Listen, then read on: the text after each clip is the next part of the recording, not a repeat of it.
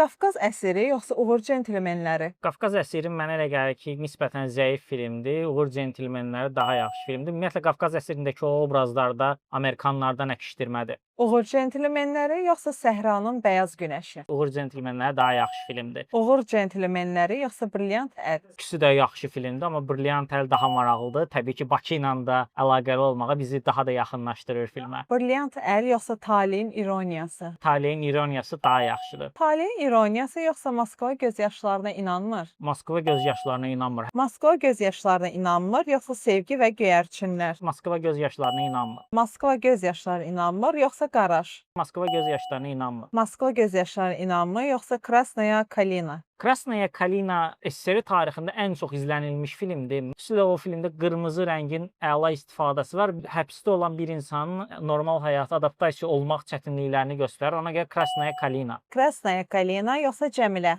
Krasnaya Kalina daha yaxşı filmdir. Krasnaya Kalina yoxsa Birinci Müəllim? Birinci müəllim Andrey Konchalovskinin ilk filmidir və o da yenə də Mərkəzi Asiyada keçir. Çox maraqlı metaforlar və s. var, amma Krasnaya Kalina ondan daha yaxşı film. Krasnaya Kalina yoxsa Mexaniki piano üçün bitməmiş pyes? Mexaniki piano üçün bitməmiş pyes Mixalkovun filmidir və bizə çox tanış olan və yaxın olan Aleksandr Kalyagin oynayır. Mənə elə gəlir Krasnaya Kalina daha yaxşı filmdir. Krasnaya Kalina yoxsa Yollarda Yoxlanış? Yollarda Yoxlanış Germanın filmidir və qadağan olunub və 1985-dən sonra, yenidən qurmadan sonra göstərilməyə başlayıb. Məncə çox möhtəşəm bir filmdir və 2-ci Dünya müharibəsinin fərqli bir üzünü göstərir. Ona görə də Yollarda Yoxlanış. Yollarda Yoxlanış yoxsa Əsgər Balladası? Əsgər Balladası. Əsgər Balladası yoxsa İt gəzdirən qadın? İt gəzdirən qadın Əsgər Balladasına çata bilməz. Əsgər Balladası yoxsa Durnalar Uçur? Durnalar Uçur SSR-in ilk Cannes mükafatı alan filmidir və möhtəşəm operator işi var və filmin özü də çox maraqlıdır. Durnalar Uçur.